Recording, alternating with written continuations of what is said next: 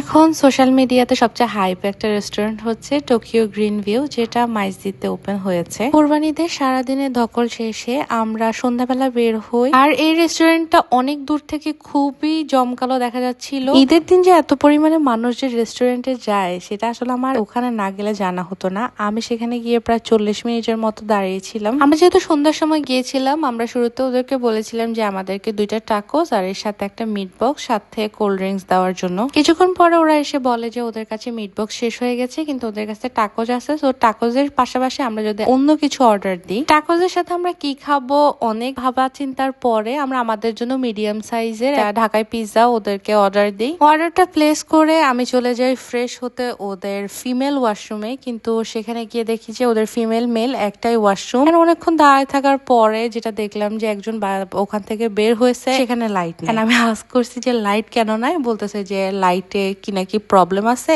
এটা মোবাইলের ফ্ল্যাশ লাইটে ইউজ করতে হবে। দেন আমার কাছে মনে হয়েছে যে এই জিনিসটাকে এতটা নেগলিজিয়াস ভাবে না নিলেও হতো। যে ধরো একটা রেস্টুরেন্ট, সেখানে তো অবশ্যই প্রচুর পরিমাণে যেহেতু ভিড় আছে, লাইটের যে প্রবলেমটা আছে এটা ইনিশিয়ালি ফিক্স করে নিলেই হয়। এনিওয়ে দেন ওদের ওখান থেকে আরেকজন স্টাফ আসে, এসে বলে যে ওদের টাকোজও এখন অ্যাভেলেবল না, টাকোজের পরিবর্তে অন্য কিছু অর্ডার দেওয়ার জন্য আর কি। তখন আমার কাছে মনে হয়েছে আর কি, যেটা যেহেতু পিৎজা অর্ডার দিয়েছি, পিৎজাটা খেয়ে দেখি যদি ভালো হয় দেন নেক্সট অন্য কিছু অর্ডার দিব। দেন আমি আর কিছু অর্ডার দিইনি। পিৎজাটা বলতে পারো যে মোটামুটি 1 ঘন্টা লাগছে। এটা নাকি মিডিয়াম সাইজের পিৎজা, যেটা দেখে আমার মনে হচ্ছে এটা হচ্ছে একটা স্মল বা স্মলের থেকেও ছোট একটা পিৎজা। এটাও কোনো ফ্যাক্ট না, কিন্তু ভিতরে যে কাঁচা রয়ে গেছে, এই যে 1-1.5 ঘন্টা সময় লাগাইছে, এরপরও একটা পিৎজা যে ভালোভাবে মেক করতে পারে নাই। তোমাদেরকে আমি ভিডিওতে দেখাচ্ছি চেপে চেপে, যে তোমরা দেখো ভিতরটা পুরাটাই কাঁচা।